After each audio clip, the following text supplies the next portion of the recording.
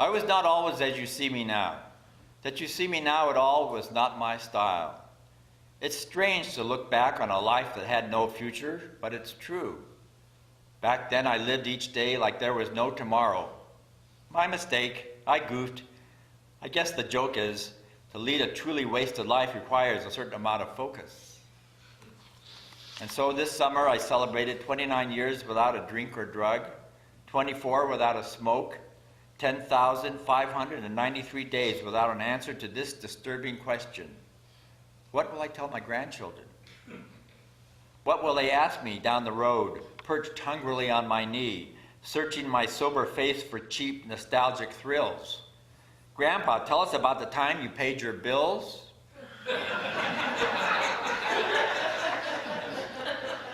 Hey, wait a minute. You know who you're talking to? Forget that. Do you know who you're talking to new? Well, let me drop some names. Jagger came over to my house, okay? I talked to Manson before the trial. I dropped acid with Hunter Thompson and his attorney.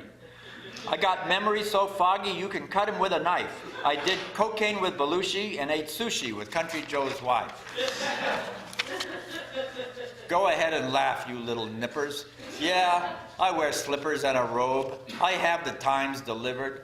The glassine in my wallet's changed to plastic. Glassine was what they made the little envelopes with Coke out of that I kept in my wallet.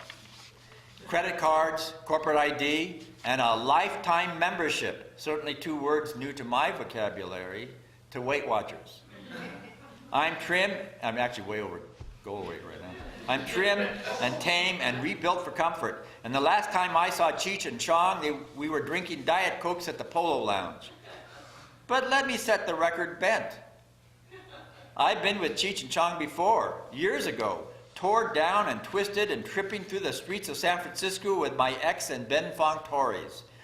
The thing is, I didn't remember any of it. But Cheech did. He told me all about it, you dig? I got a past, I got a pedigree. Cheech Marin's retained more cells than me. Okay, so I didn't go to Woodstock, but I interviewed the guy who made the movie, and we were both naked. I had dinner at the Spawn Ranch and hung out with Sexy Sadie. I did cocaine with Belushi and ate sushi with Country Joe's old lady. Now you tykes, I'm not complaining. I like the way of easier, softer living. Rebirth is quite a rush, and saying thanks is cheaper than any habit. Who you know and where you've been, it may matter in the things of scheme, but most of my new friends are just around the corner and I don't even know their last names or what they do. It's a trip.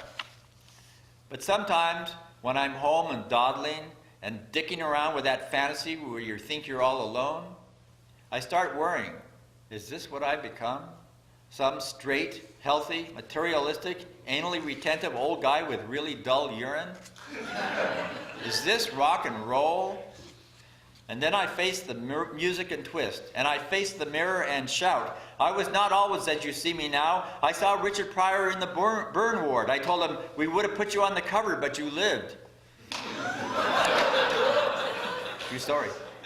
I've been kicked out of the Hamptons for a whole summer. I exposed the Rose Parade, but missed the deadline. New Year's. I asked Amon Erdogan what he did for a living. I stuck my tongue in Lily Tomlin's mouth.